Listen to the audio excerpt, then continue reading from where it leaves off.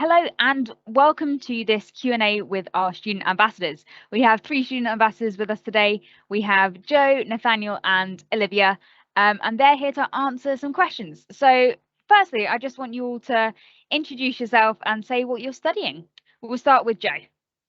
So essentially, my name is Joe. I'm originally from the Caribbean. I'm a third-year math student. And yeah, that's a little bit about me, I guess. Olivia?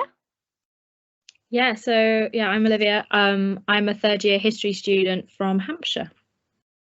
And Nathaniel? I am Nathaniel, and I'm a second going into third-year computer science student doing a course in computer science specialising in information security with an integrated master's and a year in industry. And I also did a foundation year in the 2019-2020 year. Okay, well, actually, first question I want as a follow-on from that is about the foundation year and what your experiences were like doing a foundation year, and maybe explain what a foundation year is actually. So a foundation year is essentially a year before the course begins. So it's commonly also referred to as year 0. So, somebody would be like, I'm a first year. What a foundation year is essentially year 0. It's generally done for students who either don't quite do the right A levels or BTECs or other pre-qualifications, and they need to sort of catch up in a way, or for students who did the right pre-qualifications but didn't quite get the grades. So that second group was where I fell in. So I didn't quite get the grades that I needed from my A levels, and I was just waiting around, and they ended up offering me a place in the foundation year. And as I said, that was for the 2019-2020 year. And that year was actually the first year that they did foundation years as they do now, with it being its own department working alongside the department that you will end up joining once you finish foundation year. So essentially for me, for the sciences, what we ended up working on was foundation maths, foundation physics, and foundation coding. So we had those classes. I think the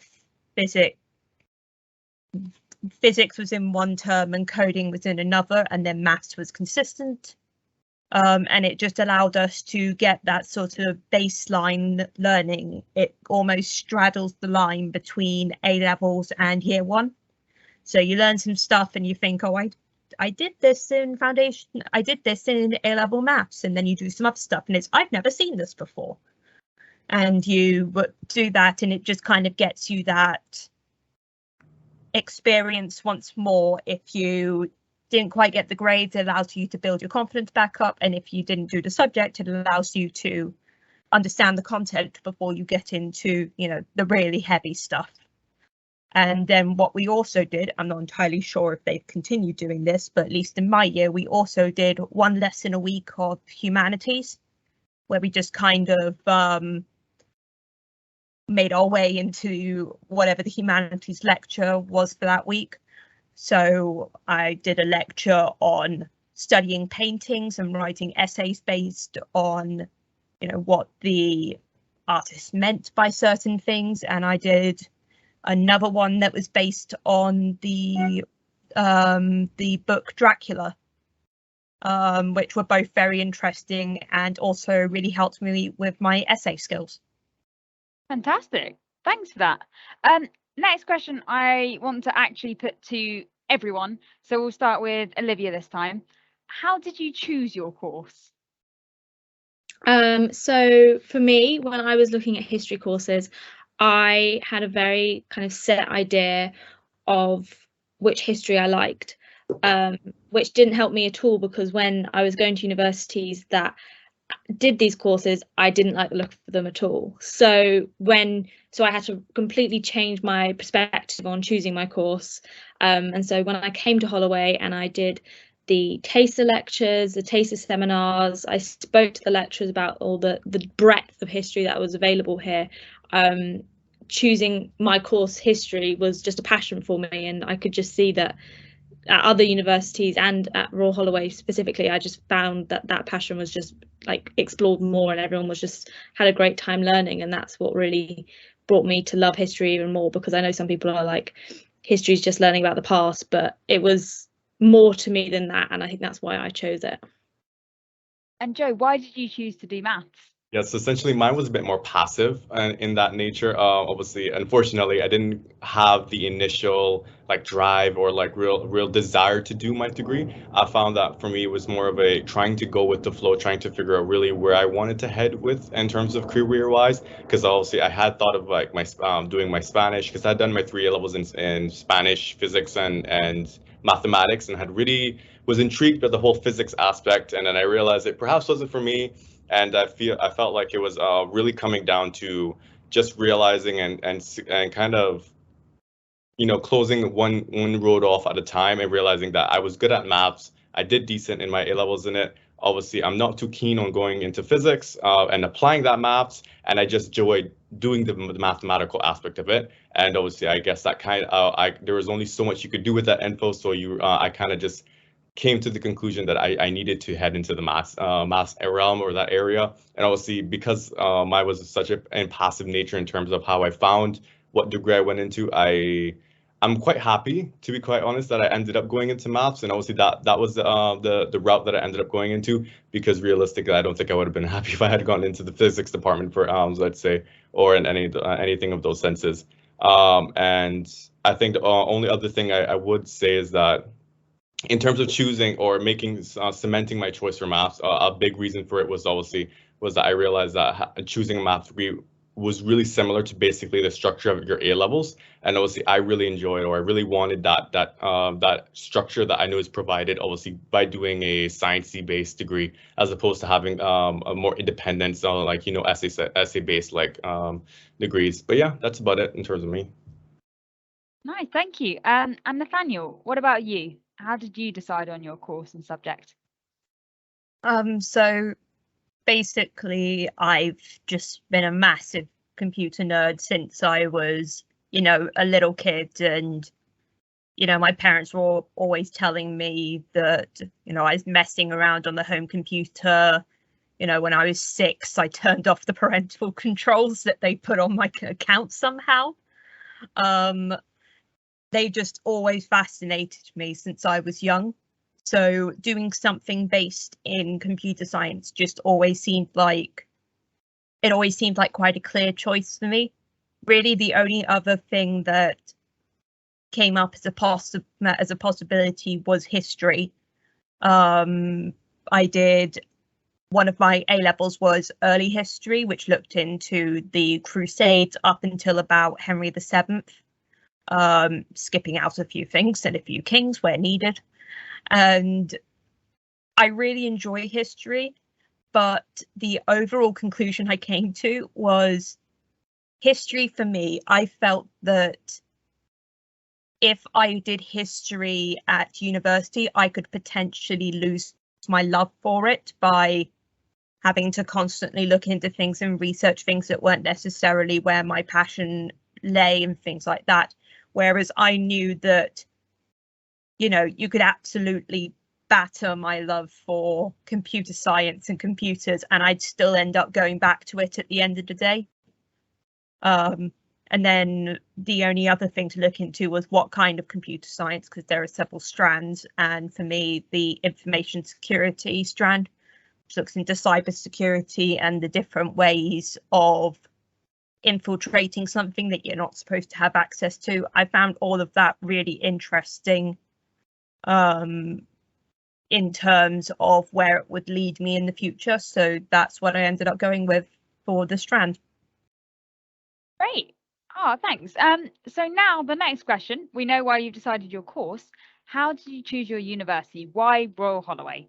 We'll go reverse order, so starting with Nathaniel. Yep. So as I kind of alluded to earlier, I said, you know, I called up the uni and they ended up giving me that. So essentially, Royal Holloway was down as my insurance choice. It was actually my favourite, like my long-running favourite choice for university from about early year 12. In year 12 at my college, I actually went on a, you know, school trip to Royal Holloway twice in that year, once with the computer science department and once with the history department. So it really gave me that overall look. And obviously my college is quite a big college, bearing in mind the area that it's from. So they had quite good connections with Royal Holloway, so I was able to ask a lot of questions. They had one of their people come down to help people with their personal statements.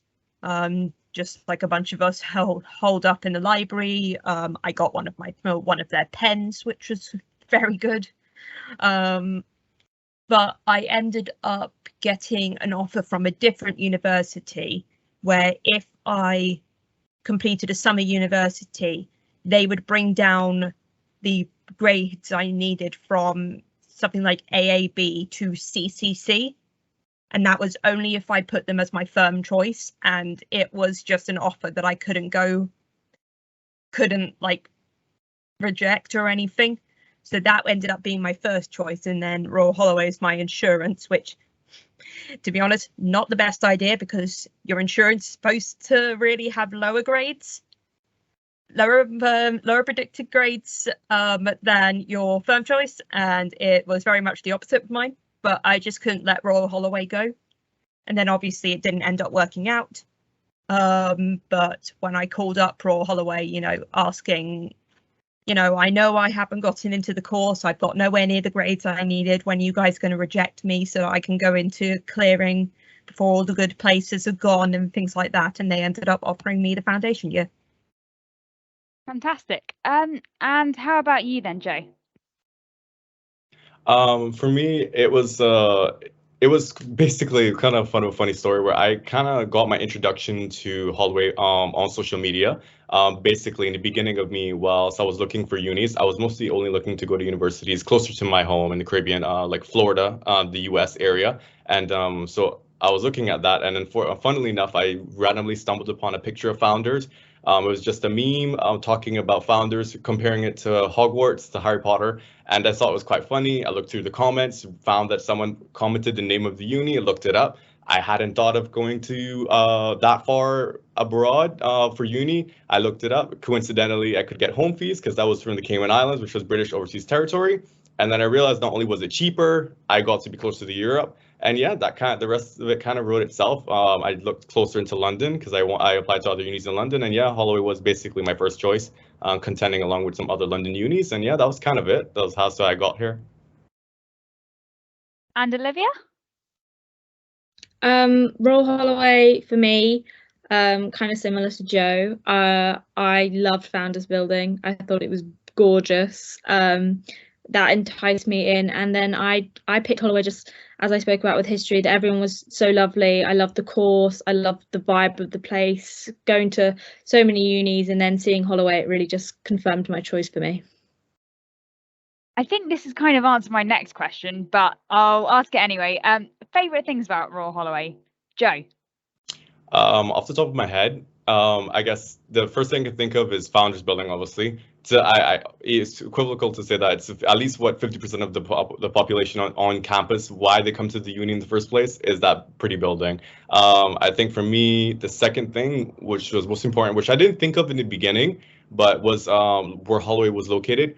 So for example, for me, from a little tiny island that only has a population of 50,000, it was really important that I came to, I really wanted to be in the big city, but I didn't realize at the time how unprepared I was to live in a big city going from such a tiny place. So I'm really fortunate, really happy that Holloway is situated where it's situated, and being obviously in a kind of rural area, but being so close to the city and having that available to me. And I think that is, if anything, my most my favorite thing about Holloway is its location and the actual campus itself. Nathaniel? So with me, it's really the community feel that you get from the university. because even though there's about 11,000 students, there's still, because it's a campus university, it still feels like everyone's quite close. You know, you can walk from one side of the campus to the other in about 10 minutes, 10-15 minutes, and you will run across about 4 or 5 people that you know. So I really just like that overall atmosphere where it just feels like, you know, everyone kind of knows everyone, even if that's not necessarily true. It's what you end up feeling like. Nice. And Olivia? I'd probably say, besides like the actual campus and the area, I just love the socialization. I love the sports. I love being around people quite at the campus, being around people all the time, and just that interaction with our fellow students, and being a part of that kind of competitive sports, but then very nurturing environment where we all look out for each other. That's probably one of my favorite things. And that does lead on to my next question, actually, because I know, Olivia, you did a lot of sports during your time at Royal Holloway. Can you tell me a bit about what that was like? Yeah, so before I came to Holloway, I was a trampolinist. I love trampolining. I'd done it for 7 years. I knew I wanted to pursue it at Holloway. So I went to Freshers Fair, which is a really great opportunity to see all of our clubs and societies on campus and your welcome week. And the trampolining people were so lovely. There was a lot of free sessions, so I went along, and I just loved it. I loved being around new people who loved bouncing apart from my club, and I just got really stuck in and applied for committee on my first year to be first year rep, which I didn't unfortunately get. Someone else beat me to that one, but I did get treasurer for my second and third year. So, and yeah, just trampolining, and lots of my friends did lacrosse and football, and there's been a lot of crossover events with sports. So I've tried out football, I've tried out lacrosse. So even just joining one sport, it could mean that you'll work with other sports. So everyone just really gets involved, and sports are just a real great way to meet people. And Nathaniel, you've also been involved in, I think, one sports society, but also a not sports society. Do you want to share? Yep, so currently I am the president of the Archery Sports Club, and I'm then also the treasurer of the Baking Society. The Baking Society has only just been brought back. It was previously not shut down entirely, but made like dormant, that's the word. It was made dormant for a year, I believe, because nobody ran for the positions. And one of my friends basically adopted it and just put in the group chat, hey, who wants to be on committee for baking? And we just ended up working from there. As for archery, I mean, I've been doing archery on and off since I was about 13. I started it in secondary school and I absolutely loved it. And then as I came to university, I started to become physically disabled.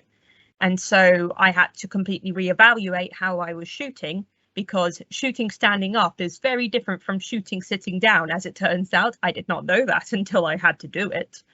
But, you know, I absolutely love it. I love the social events that we do. I love the like the Christmas meal and going to Colours Ball, the awards ceremony. I love all of our sessions and how close people are in the overall club. So I ended up running for president. Well, actually, no, I didn't run for presidency in year 2. What it was is somebody had to resign for personal reasons. And so somebody else in the club, in the committee, had to then become the president. I was the social secretary then, and I ended up being the one who got co-opted into being the president. And then this year I ran for it and I ended up getting it again. Great. Interesting to see how the different societies and clubs work. Joe, how do you find student life and the social life at Royal Holloway in general, not just societies, but the whole social life aspect? The thing is, I think I was quite fortunate in the sense of that. If for my first year, for example, I got put into Kingswood, Obviously, not particularly a lot of people would have been fond of being placed off campus in an accommodation that was off campus. But I didn't end up realizing that inadvertently it was perhaps the best thing that happened to me. Also, because I'd come in from obviously such a tiny island, I had really lacked social skills. And by putting me into Kingswood, it forced me to have to socialize in the area of Kingswood, obviously, because there was I think around 500 to 600 of us first years that didn't know any better. Obviously, we were off campus together, and we had to have that sense of community because that's all we really did, kind of only have each other. The struggle of waking up a bit earlier so we could get the bus and get to campus was very real, and it created this very niche sense of security for all of us that obviously you would have only felt at Kingswood if you had been there. And obviously I think that was like one of the best things and experiences I had was especially having my experience in Kingswood. Going on from there, obviously I totally rinsed out going to SU and going to medicine and all the events that occurred every Monday, Wednesday, and Friday. I took full advantage that obviously that your first year is not fully worth your entire grade, and I made as much friends as I could. I went out every Monday, every Wednesday, and every Friday possible, obviously until the pandemic started. And yeah, I can only speak wonders of my first year, and obviously implore anyone else to follow through as well. And for those not familiar with Royal Holloway, Kingswood is one of our accommodation blocks. And do you want to explain what the SU and what medicine are? Yeah, so essentially our SU and medicine are event spaces where we have like our student nights out, or basically I guess you can call our clubs at the union specifically. Obviously SU is not only secluded to just being a club, but also an actual organization for the uni. Obviously, so if you're having issues, especially specifically related to the uni, and you need that to be taken account of, obviously you don't want to have it dealt with directly through the uni, you can do it through the union known as student union. And also they can follow that up with you. And yeah, in terms of medicine, it's basically more of an event space which is dedicated not only for obviously the clubbing sense, but also for a lot of it's used for societies also, and having pre-drinks and also just events in general, not particularly only pertaining to only partying. And yeah, that's basically briefly what that is. And Kingswood is basically just one of the accommodations that's offered on campus. It's one of the lower tiers, especially if you're not as economically financially well off. There's also that offer, obviously, if you can't go up for the higher tiered bands that are offered at Holloway. Great, and actually that does lead nicely on to the next question about accommodation. Could you all just briefly explain, say, what accommodation you went to, whether it was catered, self-catered, en-suite, shared bathroom, that kind of thing, and how you decided which accommodation to go to? We'll start with Olivia.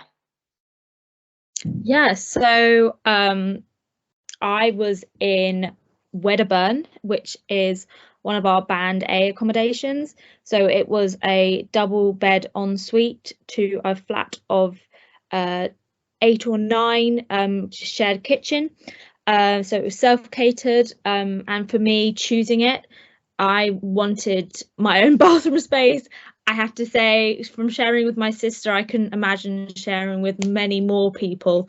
So I was dying for my own bathroom, but I know that some of the shared bathroom accommodations were just as amazing and fun, and my friends always rave about them. But Wedderburn has a special place in my heart because I met so many of my friends in my flat, and it was a really great location to campus, only like a 5-10 minute walk. So I probably didn't have to get up as early as Joe, but it wasn't too bad.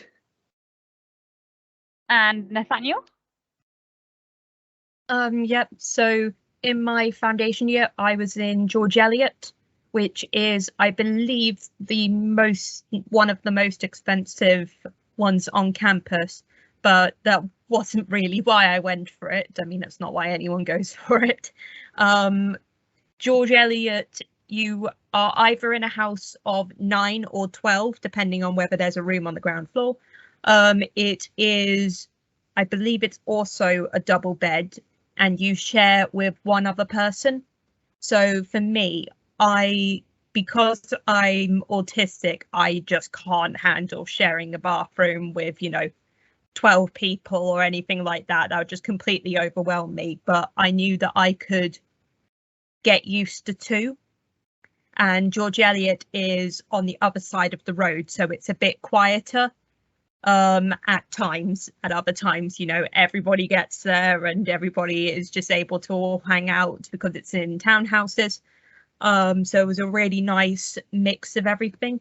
In my first year, I then stayed in Williamson, which was a little bit different because it was right in the middle of the pandemic, and because I'm high risk, I was going, you know, I think I was only there for about 3 months of the year, and was shielding for the rest of it. But it was still very nice. It was en suite.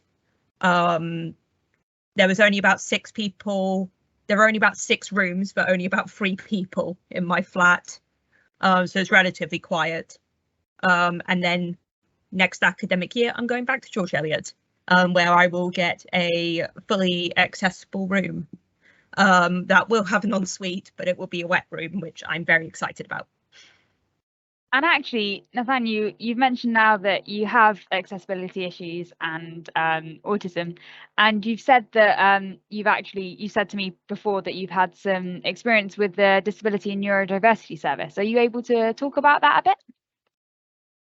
Yep, so the sort of disability service that we have on campus is the Disability and Neurodivergency Service, previously known as Disability and Dyslexia Service, but they changed it so it's a bit more all-encompassing. Basically, it covers any sort of chronic, long-term thing you can think of. So that's hearing and vision difficulties, that's social communication difficulties, learning difficulties, physical disabilities, mental health issues, and long-term conditions. I believe those are all of the categories. When I came to the university, I was only about a bit less than a year into my physical disability having started. Obviously, I was 18 years into being autistic, but I ended up declaring my disability beforehand, before I came to university. And that combined with it's called Disabled Students Allowance. To get that, you go via Student Finance England. So if anybody is interested in that, just Google Disabled Students Allowance and you'll get the whole introduction to that. But that paid for, you know, my laptop, my equipment that I needed, as well as a specialist autism mentor and a study skills mentor. And then the university facilitated that, helped me with the appointments and everything. So really, they've just been completely amazing in helping. Once a year came around, I could get, because of a bunch of bureaucratic things, once a year came around, I could start to get help with my physical disability, and they helped me with getting the evidence for that.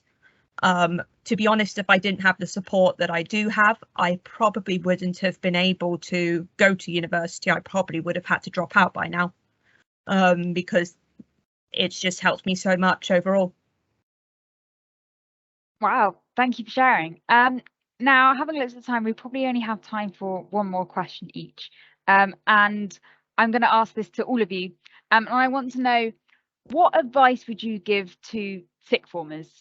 So anyone watching this that is potentially about to start their university journey, what advice would you give them?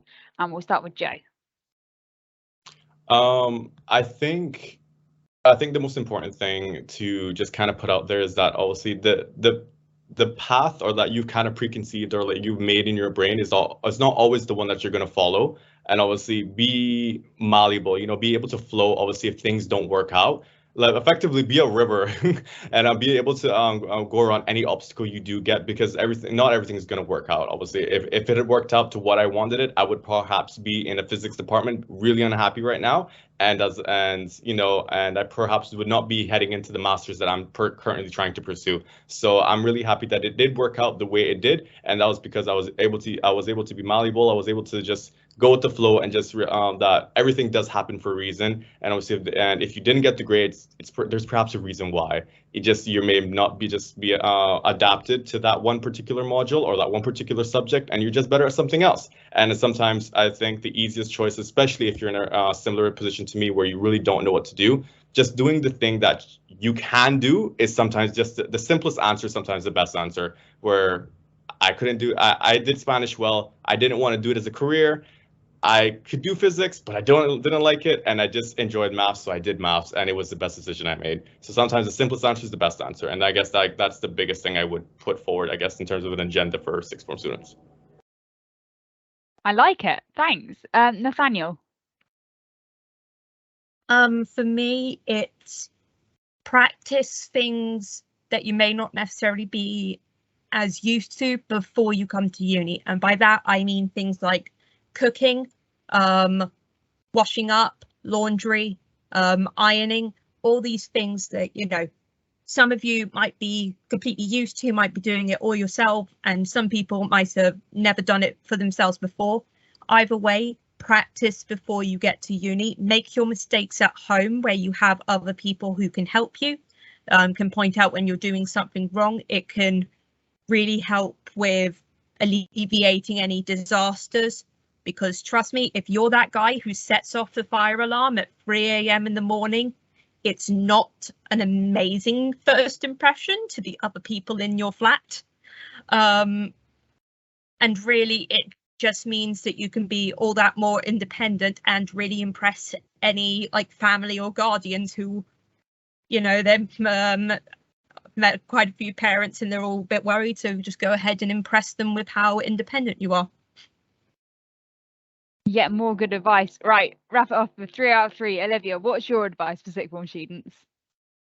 Well, I think my fellow ambassadors have really summed it up quite well, but I would just, from my own personal opinion is, university is meant to be something that you love. It's meant to be something that you think is for you. And my personal advice to you is like, exams, they suck. I hate them.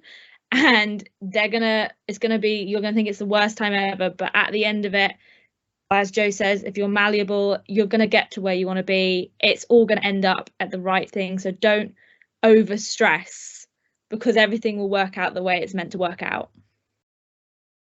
What a lovely note to end on. Well, thank you, Olivia, Joe, and Nathaniel, for all your advice, your wisdom, and your answers to the questions. And thank you, everyone, for watching.